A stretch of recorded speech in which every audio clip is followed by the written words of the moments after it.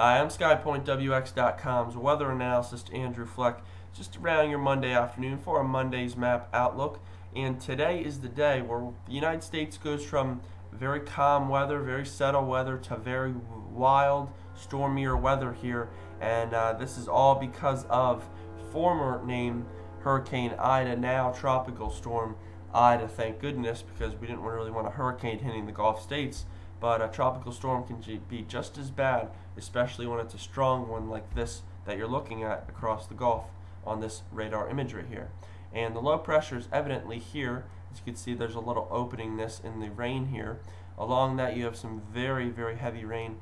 Probably this area in here is probably seeing the most windy weather because very interesting. You have a straight southern flow here that moves in, and then the storm curves all of that inland to it. So the closer you are to that low, the better. You're probably seeing 60 mile per hour wind gusts, and if you're not close to that low, you're probably still seeing 20 mile per hour, 30 mile per hour wind gusts. This storm's got some spunk to it. It's not one of the storms where it goes from a hurricane to a tropical storm, and you sit there and you say to yourself, well, you know, that's not a big deal anymore, really. I mean, it's a tropical storm. Well, that's not the case. Tropical storms can probably put as much rain as a hurricane could. Just not the winds, but it could do its damage as well.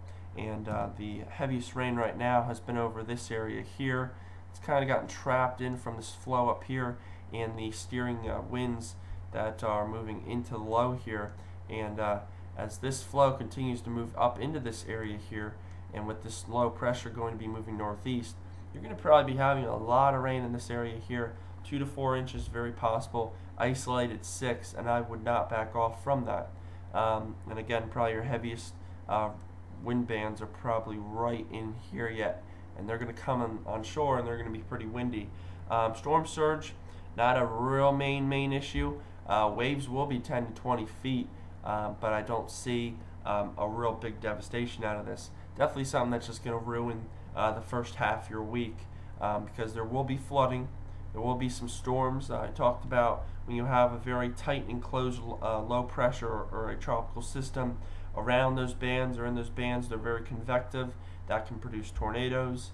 So you can have a lot of that. So I do expect some storms out of this.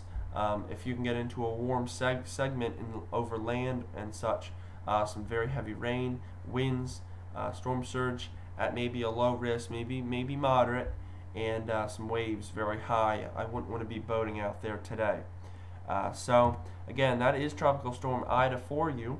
If we go to the current United States map, we'll see that the big talk really is Ida down here. I mean, that's just taking the news story today. But what Ida is doing is its moisture is getting kind of pushed forward into a few areas up around the Ohio Valley, Tennessee Valley, even the west here. And this is just because you have actually a trough coming down, or a slightly looking trough coming down, and that's just going to take some of that energy on Ida and move it into the inland areas of the Midwest or the Ohio Valley, like I said.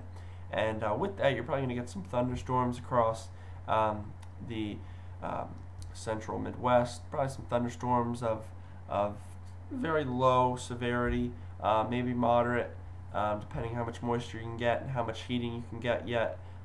So again, that's one of those you have to put into contribution. Then if you go over to the west coast here, you still have that moisture flow moving over the coast here.